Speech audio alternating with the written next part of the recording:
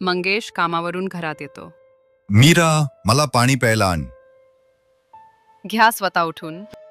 अरे, असे तुला अचानक रागवायला काय झाले? मला सोन्याचे दागिने पाहिजेत म्हणजे पाहिजे. तुला लग्नात तर केले ना, अजून कशाला दागिने पाहिजे? तुला का दागिनेवर झोपायचंय का?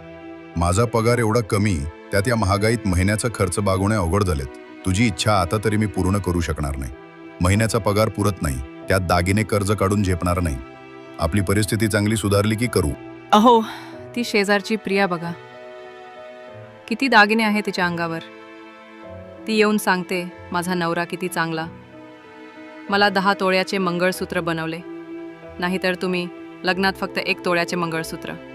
तिच्या नवऱ्याला 60,000 पगारवरून सरकारी नोकरी, माझा पगार 15,000, त्यात भाड्याची खोली. आपल्याला ते कसे शक्य आहे? आपण 2 वेळच्या जेवणाचा विचार करायचा, त्यातच समाधान मानायचे. कुणाशी ही बरोबरी करायची नाही. दागिने म्हणजे आपण ओढवून घेतलेले संकट आणि दुःख. सुखाने झोप नाही, वरून दागिने घालून फिरायची भीती. हल्ली दागिने चोराने किती सुरसुराट केलाय. चालताना दागिने पळवतात, जीवाला धोका पत्करायचा.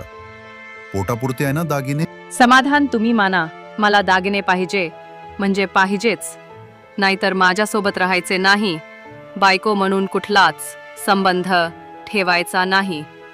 मी तुमची कुणीही नाही. पगार वाढला की करू दागिने.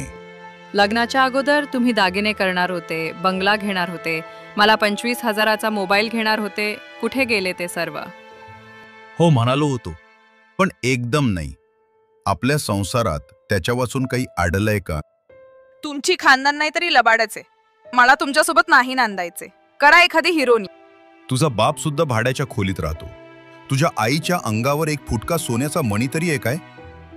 बिचारे, त्यांनी सगळे दागिने विकून तुझे लग्न केले आणि तू मला सोडायला तयार झाली. अजून त्यांचे कर्ज सुद्धा फिटले नाही.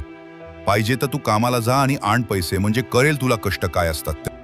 हो, म्हणे कामाला जा. त्यासाठी नाही मी लग्न केले. पोसायचे जीवावर आले का? बांगड्या भरा.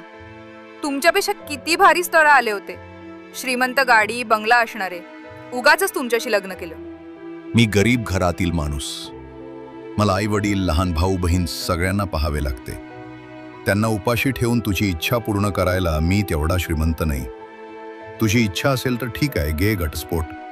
असंही मी तुझ्या दररोजच्या भांडणाला खूप कंटाळलोय. मंगेश, त्यांचे सासरे रामदास यांना मोबाईलवरून दुसऱ्या दिवशी त्यांच्या घरी बोलवतात. रामदास, मीरा, तुम्ही दोघे का बोलत नाही? मला ह्या माणसाबरोबर नांदायचे नाही. तुम्ही पण माझी फसवणूक केली आहे. माझ्या पसंतीने मी मुलगा पाहिला होता, तो किती श्रीमंत होता, आणि हा पहा माझ्या गळ्यात भिकार चोट बांधलाय. रामदास, असे काही बोलू नकोस. तो तुझा नवरा आहे. दागिने, बंगला आज ना उद्या होईल. एकदम कुणी श्रीमंत होत नाही. श्रीमंतीपेक्षा संस्कार, खानदान, माणुसकी पैशापेक्षाही मौल्यवान असते. सगळा राग विसरून जा. मी तुझ्या आयुष्यात किती दिवस पुरणार आहे? बाबा, माझा अखेरचा आणि शेवटचा निर्णय मी घेतला आहे. मला नाही नांदायचे. बघ, परत एकदा विचार कर. आयुष्य खूप मोठे आहे. होय बाबा, पण आता आम्हाला दोघांना एकत्र राहण्याची इच्छा नाही. ठीक आहे पोरी, मलाही तिचा निर्णय मान्य आहे. पण तिला माझ्या कर्तृत्वाची, प्रामाणिकपणाची, माझ्या कष्टाची जाणीव नाहीये. तिला माझ्यापेक्षा स्वतःचे शौक आणि तात्पुरत्या सुखात जास्त रस वाटतो. याचं मलाही फार दुःख आहे. माफ करा मंगेशराव, मी तुमचा संसार नाही वाचवू शकलो. तुमच्या दोघांचाही निर्णय झाला आहे. मी येतो. मीरा आणि मंगेश यांचा घटस्फोट झाला आणि दोघे कायमचे वेगळे झाले. स्त्री असो व पुरुष, नात्यामध्ये एकमेकांची जाणीव असली पाहिजे. कधीही क्षणिक किंवा तात्पुरत्या सुखाला आणि पैशांचा मोह यांना महत्त्व देऊ नये. त्याचे नात्यावर खूप गंभीर परिणाम होतात.